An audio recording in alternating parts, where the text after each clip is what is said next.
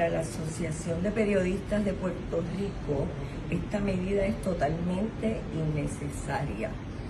Ya el Tribunal Supremo había puesto en práctica un programa experimental y ahora en mayo lo hizo permanente para que las cámaras puedan entrar a los tribunales.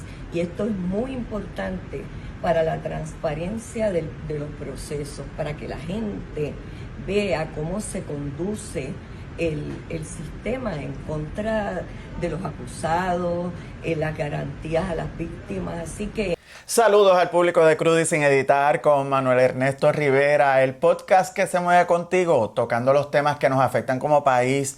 Y mire, hoy nos hemos movido al Colegio de Abogados y Abogadas de Puerto Rico porque, como ustedes saben, en la Cámara de Representantes se está discutiendo un proyecto de ley que ya fue a vistas públicas y las organizaciones de periodistas pues se expresaron en contra del proyecto. Es el proyecto de la Cámara 1112 que busca que no se puedan transmitir en vivo y en directo las vistas que son antes de los juicios en su fondo, es decir, las vistas de regla 6, que son las vistas donde se determina causa para arresto contra una persona, y las vistas preliminares, que son las vistas en las que se determina si hay causa para que ese acusado vaya a juicio.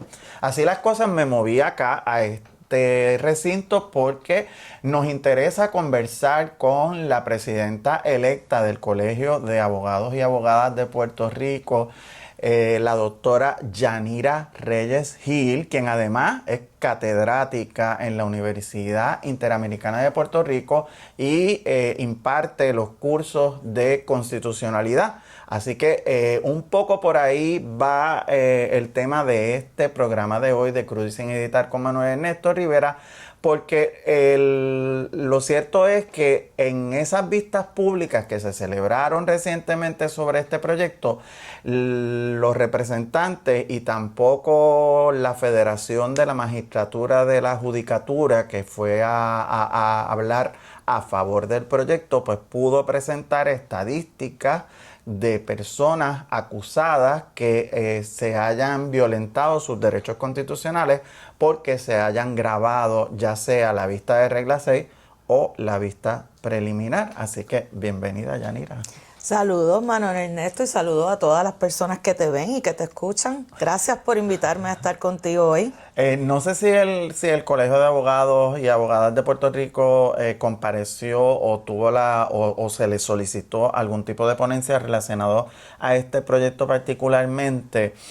Si bien es cierto que las organizaciones se expresaron en contra, pues las organizaciones también tenemos claro nuestro deber de informar y de proteger los derechos constitucionales de toda persona acusada de delito o imputada de delito.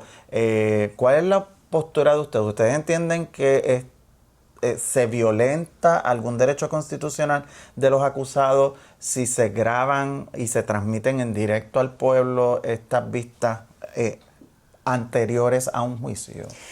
Esto es una de esas circunstancias que son complicadas, ¿verdad? Porque hay choque de derechos. Por un lado, están los derechos de las personas acusadas que están protegidos a nivel constitucional, aunque debo decir, y eso es algo que no se ha discutido mucho, que el derecho a un juicio público es un derecho que protege también a los acusados y acusadas, porque se entiende que de esa manera hay un proceso de transparencia en las acusaciones y los procesos judiciales. Así que de entrada ahí hay un derecho a un juicio público, pero también hay un derecho a un juicio rápido, imparcial, que sea mediante un jurado que sea del pueblo y que sean unas personas que puedan mirar de manera objetiva la presentación de la prueba, y no debemos olvidar también que hay presunción de inocencia. Por lo tanto, desde la perspectiva de la persona acusada hay que proteger no solamente la publicidad del proceso, sino también garantizar que todo lo que está pasando alrededor sea propicio para una evaluación imparcial y objetiva de la evidencia que se le presenta en contra, porque corresponde corresponde al Estado, al Ministerio Público, probar la culpabilidad de esa persona más allá de dudas razonables. Así que dentro de ese esquema, la preocupación es que cuando se publica demasiado o se hace de manera abierta, mediante transmisión de los procesos previos, pues que esto de alguna forma pueda contaminar al jurado, a un probable jurado, un posible jurado. Es decir, que las personas que sean escogidas para tomar la decisión de si la persona es inocente o culpable, antes de empezar a ver el juicio y antes de empezar a ver la evidencia presentada, ya tengan un juicio hecho, ¿verdad? Por lo que se presentó, por lo que pudieron ver, sin tener necesariamente un análisis sobre qué es lo que está pasando ahí. No es lo mismo que podamos ver cuando el Ministerio Público, los fiscales empiezan a presentar pruebas. Al principio de los procesos uno puede pensar, pues esto está ya decidido, ¿verdad? Esta persona presentó una evidencia de un arma, presentaron una evidencia de un testimonio, pues ya no hay nada que buscar. Sin embargo, esos procesos judiciales no terminan ahí. Después viene la defensa y cuestiona la presentación de esa evidencia. Así que en ese sentido hay que mirar el proceso de manera amplia, ¿verdad? Ver todo lo que ha ocurrido antes de emitir un juicio. Y esa es la preocupación con respecto a los derechos de las personas acusadas. Por otro lado, está el derecho de la libertad de prensa, que es un derecho de gran jerarquía en nuestro sistema constitucional, que no solamente protege a la prensa, sino que también existe ahí precisamente para proteger al público, ¿verdad? Que todas las personas en Puerto Rico tengamos acceso a la información, a información necesaria para tomar decisiones políticas, para tomar decisiones cotidianas. Así que hay que hacer un balance entre el derecho del público a tener información, a la prensa a cubrir los procesos judiciales y los derechos de las personas acusadas a tener un juicio imparcial. La preocupación de las organizaciones periodísticas surge particularmente porque en el contexto en que se da. Ya el gobierno desde el 2017 pues aprobó una ley de transparencia que no tiene nada de transparente y bajo este gobierno actual pues esos periodos para que las personas o los periodistas puedan acceder a información pública se han extendido y puede pasar varios años antes de que una persona, cualquier persona, pueda acceder a un documento que es público o en el peor de los casos tenga que incurrir en gastos para ir al tribunal, para que sea un tribunal quien obligue al gobierno y a sus dependencias a proveer información pública al pueblo. Entonces, estamos en un momento donde se le sigue quitando derechos al pueblo y pues por ende también a los periodistas, que ahora se nos hace más difícil conseguir información pública. Y entonces, en medio de ya aprobada esa ley que extendió esos periodos para conseguir información pública, pues se está evaluando este proyecto de la Cámara que estaría limitando también esos derechos, en última instancia, del pueblo, a estar informado. ¿El colegio tiene algún tipo de preocupación con la forma en que se está encaminando estas medidas que siguen coartando derechos? Sí, definitivamente. Y qué bueno que lo ubicas, ese proyecto, dentro de ese contexto, porque el contexto es trascendental. Estamos viviendo un momento de eliminación y de retos a los derechos de las personas. Y el derecho a la información pública también es un derecho de rango constitucional. ¿Por qué? Porque es la manera en que las personas podemos tomar decisiones, fiscalizar la función pública y establecer cuáles son el camino que queremos seguir como pueblo. Así que en la medida en que el gobierno sigue poniendo trabas al acceso a la información pública, esto no solamente afecta, como muy bien dices, a las organizaciones de medios y las organizaciones de información periodística, sino también a organizaciones sin fines de lucro, a organizaciones de la sociedad civil y al fin de cuentas al pueblo, a todas las personas, porque es de esa forma que podemos saber lo que está ocurriendo. Entonces, esto viene en un contexto de eliminación de derechos. Es terrible que las personas tengan que demandar al gobierno de Puerto Rico para implementar un derecho de rango constitucional.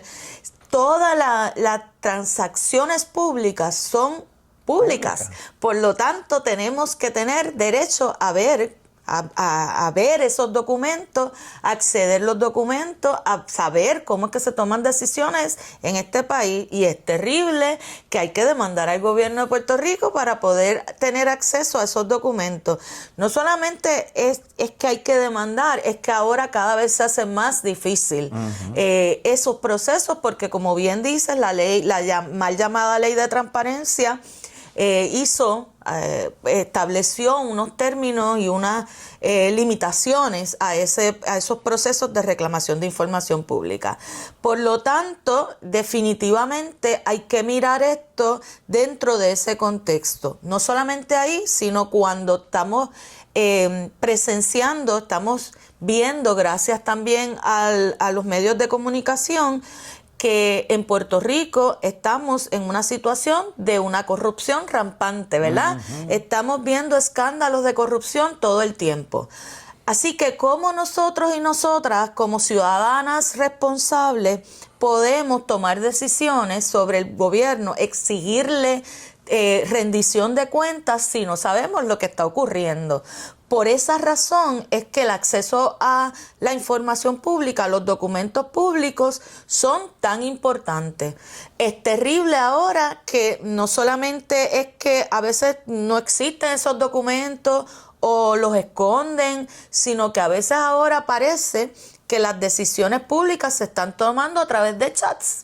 Y entonces tenemos que esperar a un quiebre, un conflicto entre dos funcionarios de gobierno, a un chisme, para que pueda salir a la luz pública esa información que se está transmitiendo a través de chats, a través de WhatsApp, porque alguien tomó un screenshot de una captura de pantalla de esa conversación que, por ser una conversación privada entre dos personas a través de WhatsApp, por ejemplo, escapa al ojo público.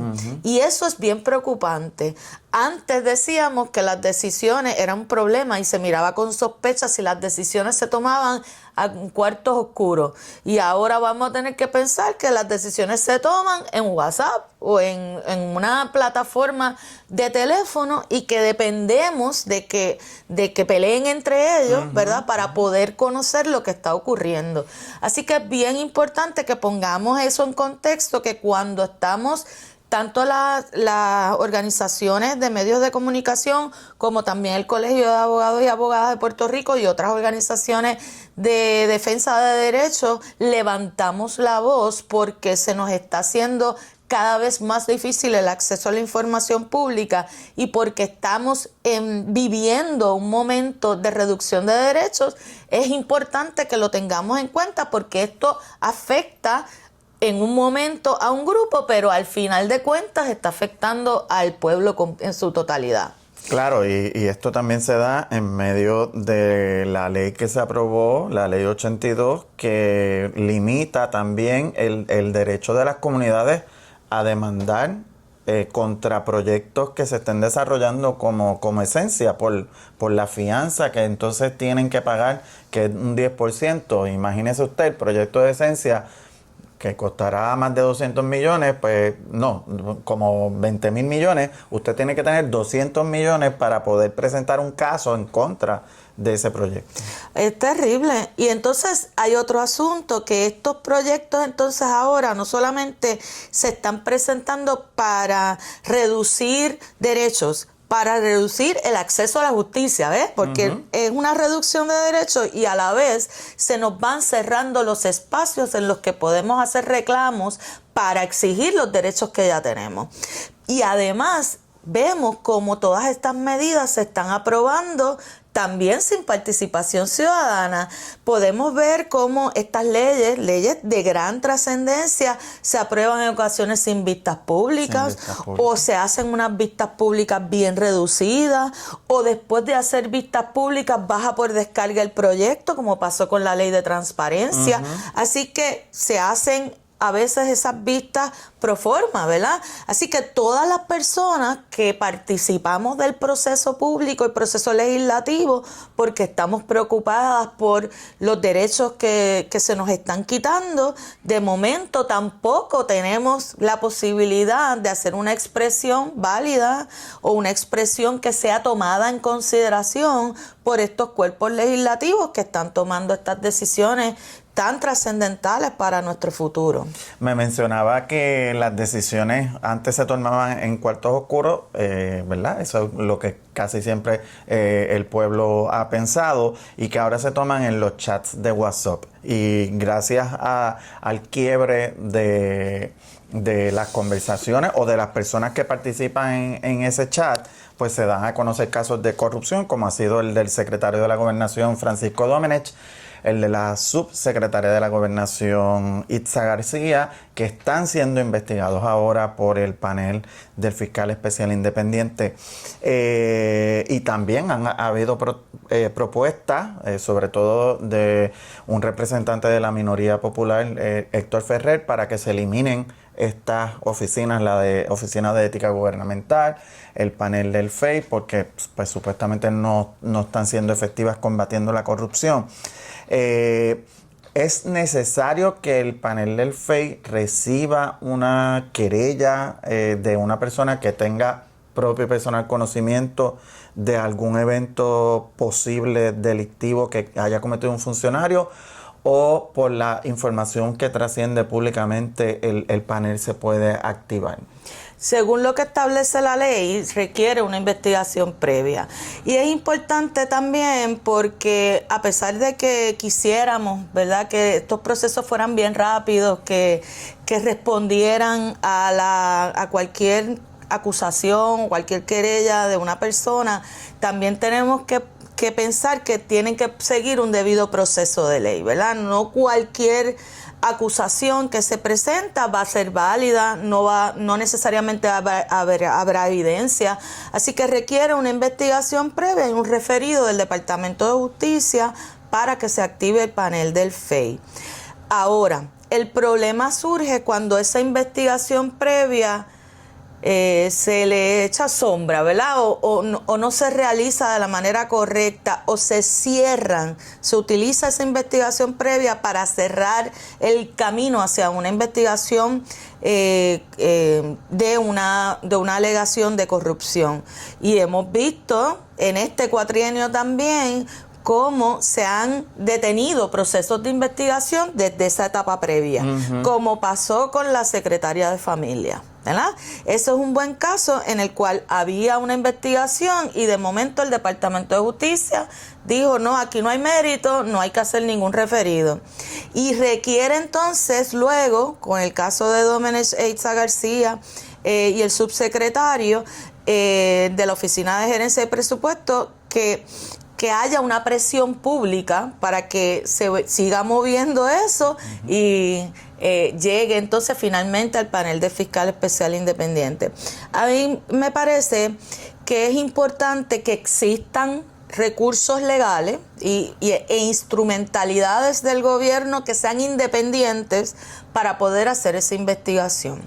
Porque en nuestro sistema de gobierno, en nuestro sistema constitucional, aunque existen tres ramas, la rama judicial, la rama legislativa y la rama ejecutiva, ciertamente cuando hay un partido dominante, ¿verdad?, un partido de gobierno, esa división de poderes no es tal, ¿verdad?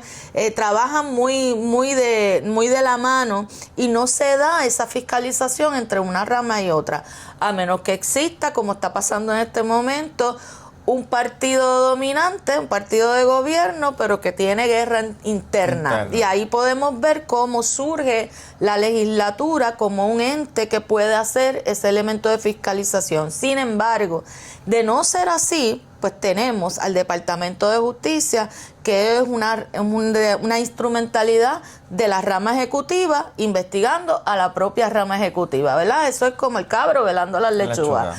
Por eso es que hacen falta las agencias independientes y las investigaciones independientes para poder garantizar que se haga una evaluación que no sea partidista, o una evaluación que sea objetiva de los asuntos. Por eso en esta coyuntura sobre la situación de Domenech e Isa García se han levantado voces de personas planteando que es necesario activar un cuerpo de personas ajenas al gobierno para poder hacer esa evaluación. Han habido personas que han planteado eso.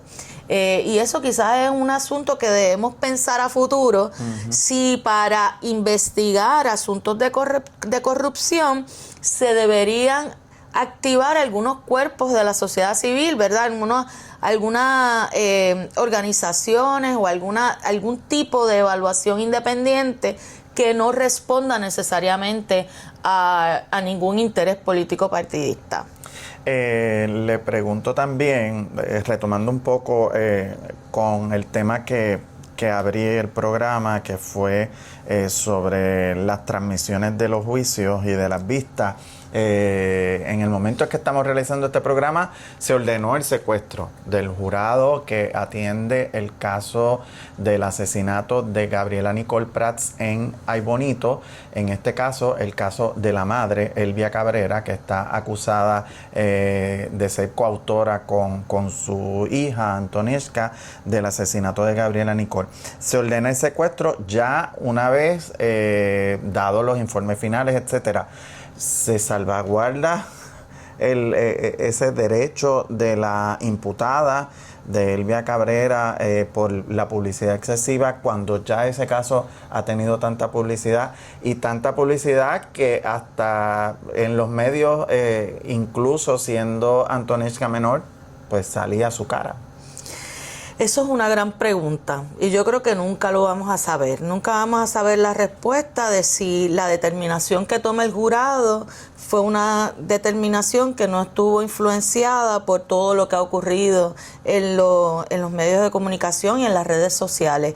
Fíjate que no solamente es que se está transmitiendo día a día lo que está ocurriendo en el tribunal, sin necesariamente haber un análisis, una explicación a las personas de qué es lo que está pasando, porque hay cosas que son muy técnicas, ¿verdad? Lo que va ocurriendo, sino que además estamos viendo casi todos los días en la televisión, en la radio, en las redes sociales, alguna persona diciendo su opinión, ¿verdad? Algunos que son abogados y abogadas, otras personas que no son abogados y abogadas, pues todo el mundo tiene derecho a dar su opinión, pero ya dando su opinión sobre si merece ser declarada culpable o no merece ser declarada culpable, si hizo bien su trabajo el Ministerio Público, si hizo bien su trabajo la defensa. Así que sería muy extraño pensar que las personas que están en el jurado, a pesar de que recibieron instrucciones, no hayan recibido esa información. Y no podemos saber a ciencia cierta cuánto va a influenciar en sus mentes toda esa información previa ajena al proceso judicial, relacionada, ¿verdad? Porque son análisis que van pasando de lo que va pasando, de lo que está ocurriendo en el proceso judicial, pero que en teoría no debería ser utilizado en el momento de tomar esa determinación. Esta medida de secuestrar el jurado, pues una medida para tratar de aislar a estas personas que van a tomar esta decisión de lo que está ocurriendo afuera y de todas las opiniones que están ocurriendo afuera. Me imagino que en estos días, antes de que ocurra el veredicto, habrán cientos de análisis, ¿verdad? Y claro, cientos de personas diciendo ganó uno o ganó el otro, como si esto fuera una competencia en un reality show. Pero esto no es un reality show, ¿verdad? Esto es un proceso judicial de mucha trascendencia, con unas implicaciones bien grandes, implicaciones para la persona acusada de delito, como también implicaciones para la familia de la víctima. Así que, pues esas son las consideraciones que tenemos que tomar cuando analizamos la posibilidad de las transmisiones de los procesos judiciales. El caso, hablando también de los derechos que siguen eliminando la comunidad LGBTQI+, presentó recientemente, por lo menos True Self Foundation en el Congreso, todas las medidas que se han aplicado aquí en Puerto Rico, que han ido también eliminándole derechos a esta comunidad, sobre todo la eliminación de baños inclusivos en las agencias de gobierno, la eliminación de las terapias hormonales a las personas que están haciendo su transición hacia su afirmación de género, en la UPR, la eliminación de los baños inclusivos, el Departamento de Salud eliminando los protocolos del cambio de género en los certificados de nacimiento. ¿Ustedes cómo ven y cómo analizan esto de nuevo en el contexto de que no solamente se está impactando a una comunidad específica, sino que se le siguen eliminando derechos a los ciudadanos, punto? Porque los ciudadanos LGBTQI pues también son ciudadanos, también pagan contribuciones y los siguen marginando. Oh, sí, definitivamente, y el colegio se ha manifestado en contra de esos proyectos de ley que continúan eliminando derechos.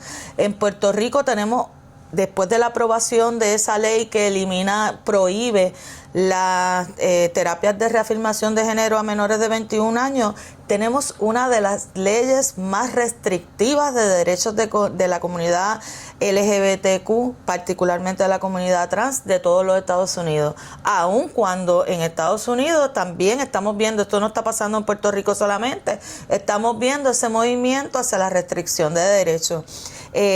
Así que es bien preocupante que es una ley que se aprobó bajo la oposición de diferentes sectores y sin embargo se aprueba sin tomar en consideración el impacto que esto va a tener para toda la comunidad, no solamente para los menores de edad que necesitan esas terapias de reafirmación de género, sino qué es lo que esto proyecta en términos de el discurso político de nuestro gobierno.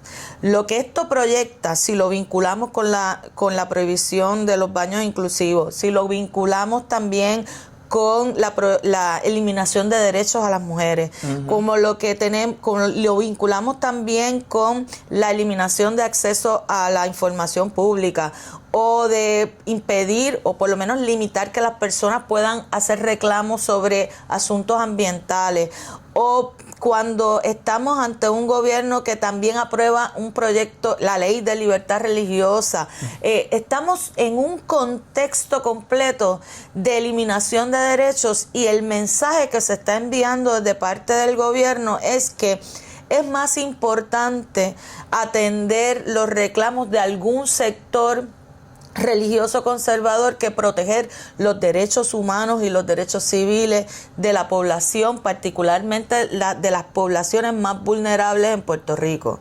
¿Y por qué digo de las poblaciones más vulnerables en Puerto Rico? Porque todavía la comunidad LGBTQI+ es una de esas comunidades que reciben mayor discrimen, que reciben menos atención por parte del gobierno, que están, dicen los estudios, fuera de la fuerza laboral por el asunto de discrimen, que entonces ahora tampoco van a tener acceso a la salud. Es realmente un asunto bien preocupante y que debemos ponerle el ojo sin desvincularlo de todo esto otro que hemos estado hablando, ¿verdad? Porque todas son medidas que están atadas con una visión de mundo de restricción de derechos y mirar cómo está esto ocurriendo también en los Estados Unidos, con unos discursos conservadores que incluso van a plantear eliminar el derecho al voto para las mujeres, ¿verdad? Hay un grupo de personas particularmente lideradas por mujeres ultraconservadoras diciendo que debemos movernos a un voto por familia, lo que quiere decir un voto dentro del contexto familiar es un voto para el marido. O sea que estamos viendo unas cosas increíbles, ¿verdad? Uno no podría pensar que en el 2026 estemos pensando en el derecho al voto de las mujeres como algo que tenemos que proteger. Hasta eso se nos pretende quitar. Por eso es que es importante que cuando hay una denuncia de una eliminación, una amenaza de eliminación de derechos para un sector, aunque no sea el propio, ¿verdad? Aunque usted entienda que no es el que le va a atacar a usted particularmente, entienda que eso está vinculado con otros y que uno de esos otros le va a afectar a usted, y que en la medida en que empecemos a dividir nuestros reclamos por los derechos humanos tenemos menos fuerza. Así que la fuerza está en que podamos atender, enfrentarnos a todos esos retos de manera unida, colectiva, con la fuerza que tiene el pueblo de Puerto Rico para defender sus derechos. Un gran reto que tenemos como país es precisamente la defensa de nuestros viejos. Todos vamos a ser viejos, todos nos encaminamos a ser viejos, y hemos visto también un incremento en los casos de maltrato, que incluyen casos de maltrato institucional contra los viejos, mientras la secretaria de la familia, Susan Roy, pues está de vacaciones con su baby, y le envía emails de contratos, ¿verdad? Ese caso escandaloso que el Departamento de Justicia archivó. Vemos que no hay una atención adecuada ni una política pública desarrollada por el gobierno para atender efectivamente a la población de envejecientes. ¿Qué se puede hacer desde las organizaciones civiles para ver si el gobierno responde? En Puerto Rico existe una política pública de protección para las personas de mayor edad. Está la Carta de Derechos de la Persona de Edad Avanzada, que establece la dignidad de estas personas, la autonomía para tomar decisiones. Existen recursos como para solicitar órdenes de protección cuando hay situaciones de maltrato. Hay leyes que prohíben el maltrato institucional. Sin embargo, el problema no está en la letra de la ley. El problema está en la implementación y el compromiso que tiene el gobierno para proteger a estas poblaciones. En la medida en que la prioridad no esté en el servicio, en la atención a las necesidades de esta población, sino en el dinero que vamos a recuperar los amigos del alma, ¿verdad?